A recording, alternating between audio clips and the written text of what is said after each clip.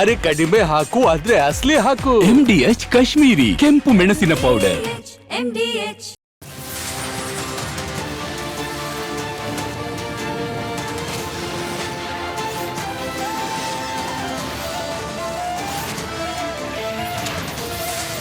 ನೀವು ನೋಡ್ತಾ ಇದ್ದೀರಾ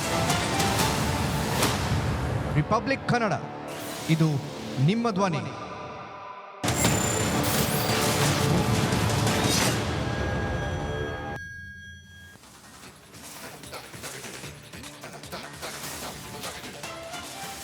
ನಮಸ್ಕಾರ, ಗುಡ್ ಮಾರ್ನಿಂಗ್. ಇದು ಬಿಗ್ ಮಾರ್ನಿಂಗ್. ನಾನು ಶ್ರೀಪಾದ್ ಪಾಟೀಲ್, ನನ್ನ ಜೊತೆ ಇದ್ದಾರೆ ನನ್ನ ಕೊಲೀಗ್ ರಂಜಿತ್ ಶಿರಿಯಾರ್. ವೀಕ್ಷಕರೇ, ಸುದ್ದಿಗಳನ್ನ ಗಮನಿಸ್ತಾ ಹೋಗೋಣ. ಮುಖ್ಯವಾಗಿ ತಮಗೆಲ್ಲ ಗೊತ್ತಿರುವ ಹಾಗೆ ಮಧ್ಯಪ್ರಾಚ್ಯ ರಾಷ್ಟ್ರದಲ್ಲಿ ಈಗಾಗಲೇ ಯುದ್ಧದ ವಾತಾವರಣ ನಿರ್ಮಾಣ ಆಗಿ ದಾಳಿ ಪ್ರತಿದಾಳಿ ಜೋರಾಗಿ ನಡೀತಾ ಇದೆ. ಟ್ರಂಪ್ ನೇರವಾಗಿ ಇರಾನ್ಗೆ ಒಂದು ಎಚ್ಚರಿಕೆಯನ್ನ ಕೊಟ್ಟಿದ್ದಾರೆ. ಈ ಖಮೇನಿ ಎಲ್ಲಿದ್ದಾನೆ ನಮಗೆ ಗೊತ್ತಿದೆ, ಸುಮ್ಮನೆ ಇದ್ರೆ ಒಳ್ಳೇದು, ಇಲ್ಲ ಅಂದ್ರೆ ಖಮೇನಿನ ಹುಡುಕಿ ಹೊಡೆಯುವಂತ ಕೆಲಸ ಆಗುತ್ತೆ, ಬಹಳ ಎಚ್ಚರ ಅಂತ ಈಗಾಗಲೇ ನೇರವಾಗಿ ಎಚ್ಚರಿಕೆ ಕೊಡುವಂತ ಕೆಲಸ ಆಗಿದೆ. ಈ ಕಡೆ ಇರಾನ್, ನಿಮ್ಮ ಗೊಡ್ಡು ಬೆದರಿಕೆಗಳಿಗೆ ನಾವು ಹೆದರೋರಲ್ಲ, ಇರಾನ್ ಇಸ್ರೇಲ್ ಮೇಲೆ 100ಕ್ಕೆ 100ರಷ್ಟು ಪ್ರತಿದಾಳಿಯನ್ನ ಮಾಡುತ್ತೆ, ಇಸ್ರೇಲ್ ಹುಟ್ಟಡಗಿಸುವಂತ ಕೆಲಸವನ್ನ ಮಾಡ್ತೀವಿ ಅನ್ನುವಂತಹ ವಿಶ್ವಾಸದ ಮಾತುಗಳನ್ನ ಆಡ್ತಾ ಇದ್ದಾರೆ.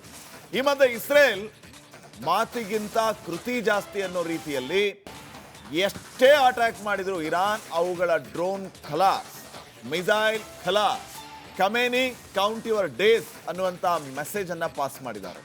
ಈ ಮಧ್ಯೆ ಈ ಯುದ್ಧದ ವಾತಾವರಣ ಎಲ್ಲ ದೇಶಗಳ ಮೇಲೆ ನಾನಾ ರೀತಿಯಲ್ಲಿ ಪರಿಣಾಮ ಬೀರೋದಕ್ಕೆ ಆರಂಭ ಆಗಿದೆ. ದೀರ್ಘಾವಧಿಯ ಯುದ್ಧ ಆದರೆ ಇದು 100ಕ್ಕೆ 100ರಷ್ಟು ಪರಿಣಾಮ ದೊಡ್ಡದಾಗಿರುತ್ತೆ, ಸಮಸ್ಯೆಯಂತೂ ನಿಶ್ಚಿತ. ಇನ್ನು ಇತರೆ ಸುದ್ದಿಗಳನ್ನು ಗಮನಿಸ್ತಾ ಹೋದರೆ, ಕರಾವಳಿ ಭಾಗದಲ್ಲಿ ಮಳೆಯಿಂದ ಅವಾಂತರಗಳಾಗ್ತಾ ಇದೆ. ವರುಣಾರ್ಭಟ ತಗ್ಗಿದ್ರೂ ಕೂಡ ಇನ್ನೂ ಕೂಡ ಸಮಸ್ಯೆ ಅದೇ ರೀತಿ ಮುಂದುವರೆದಿದೆ. ಇನ್ನು ಕಮಲ್ ಹಾಸನ್ ಅವರ ಥಗ್ ಲೈಫ್ ಸಿನಿಮಾಗೆ ನಮ್ಮ ರಾಜ್ಯದಲ್ಲಿ ಪರ್ಮಿಷನ್ ಸಿಕ್ಕಿದೆ, ಆದರೆ ವಿತರಣೆ ಮಾಡುವಂಥವ್ರು ಮುಂದೆ ಬರ್ತಾ ಇಲ್ಲ. ಕಾರಣ ಈಗಾಗಲೇ ಅದು ಫ್ಲಾಪ್ ಆಗಿದೆ. ಆ ಸಿನಿಮಾನ ಯಾರು ತಗೋಬೇಕು ಅಂತ ಹಂಚಿಕೆದಾರರು ಬರ್ತಾ ಇಲ್ವಂತೆ. ಒಂದೊಂದೇ ಸಂಕಷ್ಟಗಳು ಎದುರಾಗ್ತಾ ಇದೆ. ಸದ್ಯ ಏನೆಲ್ಲ ಪ್ರಾಬ್ಲಮ್ ಆಗ್ತಾ ಇದೆ ಈ ಥಗ್ ಲೈಫ್ ಸಿನಿಮಾಗೆ, ನಮ್ಮ ರಾಜ್ಯದ ಕನ್ನಡ ಪರ ಸಂಘಟನೆ ಹೋರಾಟಗಾರ ಹೇಳೋದೇನು, ಈ ಎಲ್ಲ ವಿಚಾರಗಳ ಬಗ್ಗೆ ನೋಡೋಣ. ಅದಕ್ಕಿಂತ ಮುಂಚೆ ಈ ಕ್ಷಣದ ಹೆಡ್ಲೈನ್.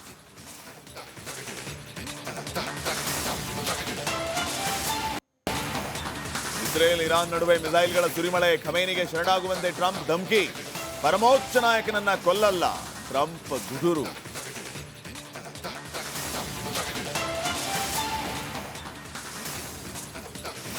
ಟೆಲ್ ಅವೀವ್ ಮೇಲೆ ಇರಾನ್ ಕ್ಷಿಪಣಿಗಳ ದಾಳಿ, ಇಸ್ರೇಲ್ ವಿರುದ್ಧ ಅತ್ಯುಗ್ರ ಪ್ರತೀಕಾರ ಖಚಿತ, ಇರಾನ್ ನಾಯಕ ಖಮೇನಿ ಗುಡುಗು.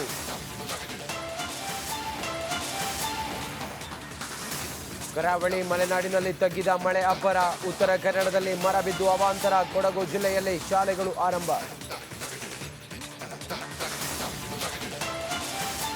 ರಾಜ್ಯದಲ್ಲಿ ಥಗ್ ಲೈಫ್ ಸಿನಿಮಾಗೆ ಸುಪ್ರೀಂ ರಿಲೀಫ್, ಚಿತ್ರ ರಿಲೀಸ್ಗೆ ನಾವು ಬಿಡಲ್ಲ, ಪ್ರವೀಣ್ ಶೆಟ್ಟಿ ಕಿಡಿ, ಕಮಲ್ ಹಾಸನ್ ವಿರುದ್ಧ ವಾಟಾಳ್ ಪ್ರತಿಭಟನೆ.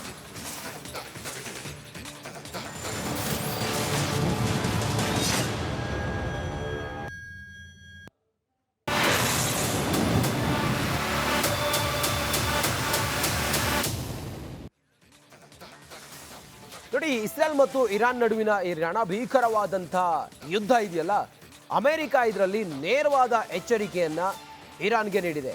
ನಮ್ಮಲ್ಲಿರುವಂಥ ಬಂಕರ್ ಬಸ್ಟರ್ ಬಾಂಬರ್ಗಳ ಮೂಲಕ ನಿಮ್ಮ ಪರಮಾಣು ನೆಲೆಗಳನ್ನು ಮತ್ತೆ ನಿಮ್ಮ ಎಲ್ಲ ಭೂಗತವಾದ ಚಟುವಟಿಕೆಗಳನ್ನು ನಾವು ಧ್ವಂಸ ಮಾಡಿಬಿಡ್ತೀವಿ ಅನ್ನೋದನ್ನೇ ಹೇಳಿದ್ದಾರೆ. ನೋಡಿ, ಇಸ್ರೇಲ್ ದಾಳಿಗೆ ಇರಾನ್ನಲ್ಲಿ ಮಾರಣ ಹೋಮವೇ ನಡೀತಾ ಇದೆ. ಬೃಹತ್ ಕಟ್ಟಡಗಳು ಧ್ವಂಸವಾಗಿದ್ದಾವೆ, ಇಂಟರ್ನೆಟ್ ಸ್ಥಗಿತ ಆಗಿದೆ. ಎರಡೂ ದೇಶಗಳು ನಾನಾ ನೀನಾ ಅಂತೇಳಿ ಈಗ ಜಿದ್ದಿಗೆ ಬಿದ್ದಿದ್ದಾವೆ. ಇಸ್ರೇಲ್ ದಾಳಿಗೆ ಇರಾನ್ನಲ್ಲಿ ಮಾರಣ ಹೋಮ ಆಗಿದೆ, ಬೃಹತ್ ಕಟ್ಟಡಗಳು ಧ್ವಂಸ ಆಗಿದ್ದಾವೆ, ಇಂಟರ್ನೆಟ್ ಇಲ್ಲ, ಜನ ಹೊರಗಡೆ ಬರೋದಕ್ಕೆ ಆತಂಕ, ಭಯ, ಬೆಂಕಿಯ ಉಂಡೆಯಂಥ ಜ್ವಾಲೆ, ಕ್ಷಣ ಕ್ಷಣವೂ ಕೂಡ ಜೀವ ಭಯದಲ್ಲಿ ಜನ ಬದುಕ್ತಾ ಇದ್ದಾರೆ. ಕ್ಷಣ ಕ್ಷಣಕ್ಕೂ ತಾರಕಕ್ಕೇರ್ತಾ ಇದೆ ಮಾರಕ ದಾಳಿ. ಇಸ್ರೇಲ್ಗೆ ಅಮೆರಿಕ ಬೇರೆ ಬೆಂಬಲವಾಗಿ ನಿಂತ್ಕೊಂಡಿರೋದ್ರಿಂದಾಗಿ ಇರಾನ್ ಸರ್ವನಾಶ ಆಗುವಂಥ ಎಲ್ಲ ಸಾಧ್ಯತೆಗಳು ಕಂಡು ಬರ್ತಾ ಇದ್ದಾವೆ. ಇರಾನ್ನ ಪ್ರಮುಖ ನಗರಗಳು ಈಗ ನಾಮಾವಶೇಷವಾಗ್ತಾ ಇವೆ. ಪುಡಿ ಪುಡಿಯಾಗಿರುವಂಥ ಕಟ್ಟಡಗಳು, ಬಿಲ್ಡಿಂಗ್ಗಳು ಮಾತ್ರ. ನೋಡಿ, ನಾವು ಈಗಾಗಲೇ ಅಲ್ಲಿನ ಬೆಳವಣಿಗೆಯನ್ನ ಗಮನಿಸ್ತಾ ಇದ್ರೆ, ಇಸ್ರೇಲ್ನ ಟೆಲ್ ಅವೀವ್ ಮೇಲೆ ಇರಾನ್ ಬೆಂಕಿ ಮಳೆಯನ್ನೇ ಸುರಿಸ್ತಾ ಇದೆ. ಇಸ್ರೇಲ್ನ ಸೇನಾ ನೆಲೆಯ ಮೇಲೆ ಮಿಸೈಲ್ ಅಟ್ಯಾಕ್ ಆಗ್ತಾ ಇದೆ. ಇಲ್ಲೌಟ್ ಮಿಲಿಟರಿ ಬೇಸ್ ಮೇಲೆ ಬಾಂಬ್ಗಳ ಸುರಿಮಳೆ ಆಗ್ತಾ ಇದೆ.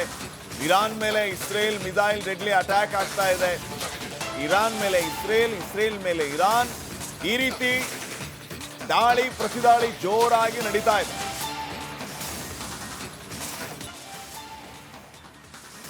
ಕಡೆಯ ಎಚ್ಚರಿಕೆಯನ್ನ ಇರಾನ್ಗೆ ಅಮೆರಿಕ ನೀಡಿದೆ.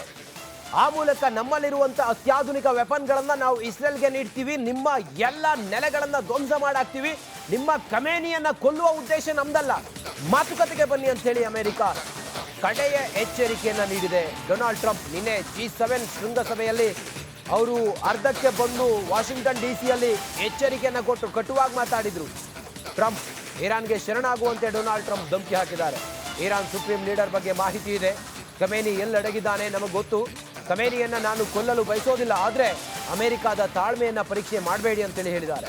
ಇರಾನ್ಗೆ ಯುದ್ಧದ ಎಚ್ಚರಿಕೆಯನ್ನು ಅಮೆರಿಕ ಅಧ್ಯಕ್ಷ ನೀಡಿದ್ದಾರೆ. ಶಾಂತಿ ಮಾತುಕತೆಗೆ ಬರುವಂತೆ ಪರೋಕ್ಷವಾಗಿ ವಾರ್ನಿಂಗ್ ಕೊಟ್ಟಿದ್ದಾರೆ.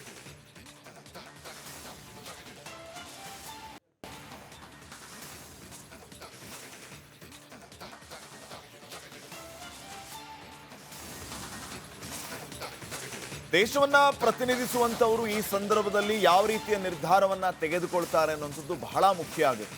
ಈಗ ಯಹೂದಿಗಳಿಗೆ ನಾವು ಯಾವುದೇ ಕ್ಷಮೆ ಕೊಡೋದಿಲ್ಲ ಅಂತ ಇರಾನ್ನ ಪರಮೋಚ್ಚ ನಾಯಕ ಖಮೇನಿ ಇಸ್ರೇಲ್ಗೆ ನೇರವಾದ ಎಚ್ಚರಿಕೆಯನ್ನ ಕೊಟ್ಟಿರೋದು.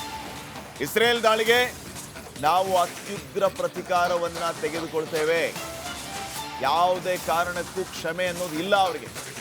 ಯಹೂದಿಗಳಿಗೆ ನಾವು ಕ್ಷಮೆ ಕೊಡಲ್ಲ.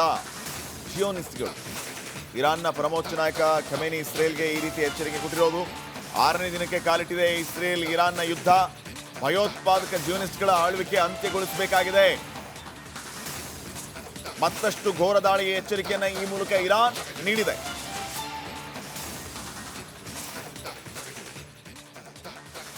ನೋಡಿ, ಯಹೂದಿಗಳ ರಾಷ್ಟ್ರ ಸ್ಥಾಪನೆಯನ್ನ ಬೆಂಬಲಿಸೋರನ್ನ ಜಿಯೋನಿಸ್ಟ್ಗಳಂತ ಕರೀತಾರೆ.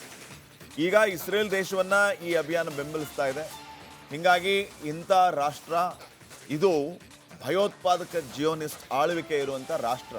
ಇವರ ಆಳ್ವಿಕೆಯನ್ನ ಅಂತ್ಯಗೊಳಿಸೋದೇ ನಮ್ಮ ಉದ್ದೇಶ, ನಾವು ಅದನ್ನು ಮಾಡ್ತೀವಿ ಅಂತ ಹೇಳಿ ಇರಾನ್ನ ಪರಮೋಚ್ಚ ನಾಯಕ ಖಮೇನಿ ಇಸ್ರೇಲ್ಗೆ ಎಚ್ಚರಿಕೆಯನ್ನ ಕೊಟ್ಟಿರೋದು. ಈ ಕಡೆ ಇಸ್ರೇಲ್ ಇರಾನ್ ಮೇಲೆ ನಿರಂತರ ದಾಳಿಯನ್ನು ನಡೆಸ್ತಾ ಇದೆ.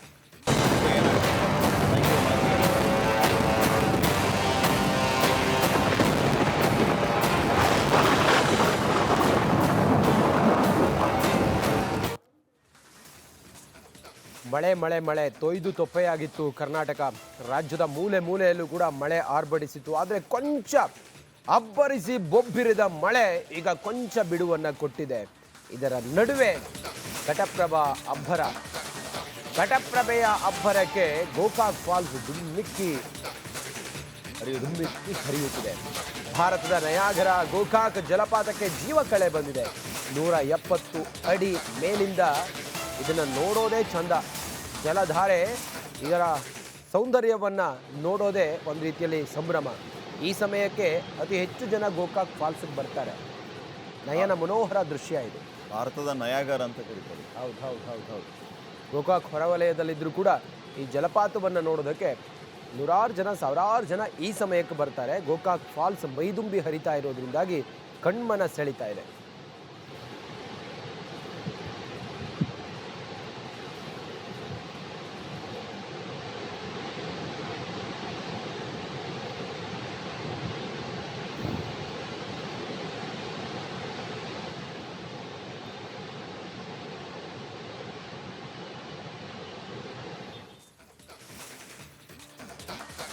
ನೋಡಿ, ರಾಜ್ಯದಲ್ಲಿ ಈ ರೀತಿ ಮಳೆ ಆಗ್ತಾ ಇರೋದ್ರಿಂದ ಈಗ ನದಿಗಳು ತುಂಬಿ ಹರಿತಾ ಇವೆ, ಡ್ಯಾಮ್ಗಳು ಫುಲ್ ಭರ್ತಿ ಆಗ್ತಾ ಇದೆ.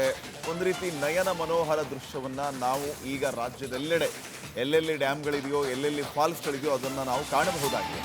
ಈ ಕಡೆ ಕಾವೇರಿ ಜಲಾನಯನ ಪ್ರದೇಶದಲ್ಲಿಯೂ ಕೂಡ ಅಬ್ಬರದ ಮಳೆ ಆಗ್ತಾ ಇರೋದ್ರಿಂದ KRS ಡ್ಯಾಮ್ ಒಳಹರಿವಿನಲ್ಲಿ ಮತ್ತಷ್ಟು ಹೆಚ್ಚಳ ಆಗಿದೆ.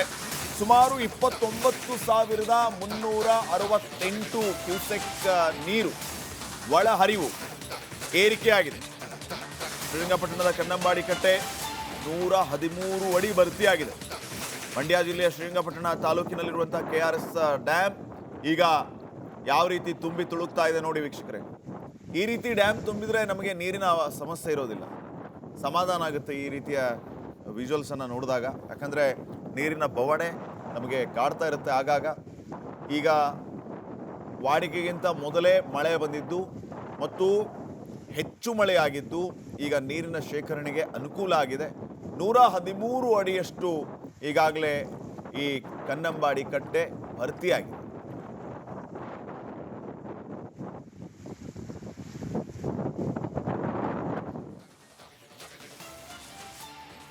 ಬೆಂಗಳೂರಿನಲ್ಲಿ ಮಳೆ ತಂದಿರುವ ಅವಾಂತರ ಒಂದೆರಡಲ್ಲ.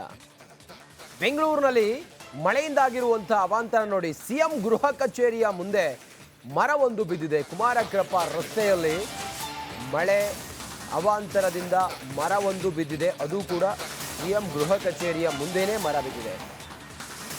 ಸಿಎಂ ನಿತ್ಯ ಸಂಚರಿಸುವಂಥ ರಸ್ತೆ ಅದು. ಆ ರಸ್ತೆಯಲ್ಲೇ ಈ ಘಟನೆ ಆಗಿದೆ. ಕಾರಿನಲ್ಲಿದ್ದ ವಿದೇಶಿ ಪ್ರಜೆಗಳು ಪಾರಾಗಿದ್ದಾರೆ. ಕೂದಲಲ್ಲೇ ಅಂತರದಿಂದ ಪಾರಾಗಿದ್ದಾರೆ. ಸಿಎಂ ಗೃಹ ಕಚೇರಿ ಅಲ್ಲೇನೆ ಮುಖ್ಯಮಂತ್ರಿಗಳು ಓಡಾಡುವಂಥ ರಸ್ತೆ ಅದು. ಅಲ್ಲೇನೆ ಮರ ಬಿದ್ದಿರೋದು. ವಿದೇಶಿ ಪ್ರಜೆಗಳು ಕೂದಲೆಳೆ ಅಂತರದಿಂದ ಪಾರಾಗಿದ್ದಾರೆ ನೋಡಿ. ಬಿಬಿಎಂಪಿಯ ನಿರ್ಲಕ್ಷ್ಯ ಇದು. ಕೂಡ ಸಮೇತ ಮರ ಬಿದ್ದಿದೆ. ಯಾಕಂತ ಹೇಳಿದ್ರೆ ಮಳೆಗಾಲದಲ್ಲಿ ಈ ರೀತಿಯ ದುರಂತಗಳು ಸರ್ವೇ ಸಾಮಾನ್ಯ ಆಗಿದೆ. ಬಿಬಿಎಂಪಿ ಮಳೆಗಾಲ ಆರಂಭಕ್ಕೂ ಮುನ್ನ ಇದರ ರೆಂಬೆ ಕೊಂಬೆಗಳನ್ನು ಕಡಿಯೋದ್ರಿಂದ ಹಿಡಿದು ಅಥವಾ ಈ ರೀತಿಯ ರಸ್ತೆಗೆ ವಾಲಿಕೊಂಡಂಥ ಮರಗಳನ್ನು ಕಡಿಯುವಂಥ ಕೆಲಸ ಮಾಡದೇ ಇದ್ದರೆ ಇನ್ನಷ್ಟು ದುರಂತಕ್ಕೂ ಕೂಡ ಕಾರಣ ಆಗುತ್ತೆ ನೋಡಿ. ಮೊನ್ನೆ ಅಕ್ಷಯ್ ಅನ್ನೋ ಆ ಹುಡುಗ ಇವತ್ತೂ ಕೂಡ ಜೀವನ್ಮರಣ ಹೋರಾಟವನ್ನು ಮಾಡ್ತಾ ಇದ್ದಾನೆ. ಬಿಬಿಎಂಪಿಯ ನಿರ್ಲಕ್ಷ್ಯಕ್ಕೆ ಹಿಡಿದ ಕನ್ನಡಿ ಇದು. ಮುಖ್ಯಮಂತ್ರಿಗಳು ಓಡಾಡುವಂಥ ರಸ್ತೆಯಲ್ಲೇ ಈ ದುರ್ಘಟನೆ ಸಂಭವಿಸಿದೆ. ವಿದೇಶಿ ಪ್ರಜೆಗಳಂತೆ ಅವರು ಪ್ರಾಣಾಪಾಯದಿಂದ ಪಾರಾಗಿದ್ದಾರೆ. ಕೂದಲೆಳೆ ಅಂತರದಿಂದ ಜಸ್ಟ್ ಮಿಸ್ ಆಗಿದ್ದಾರೆ.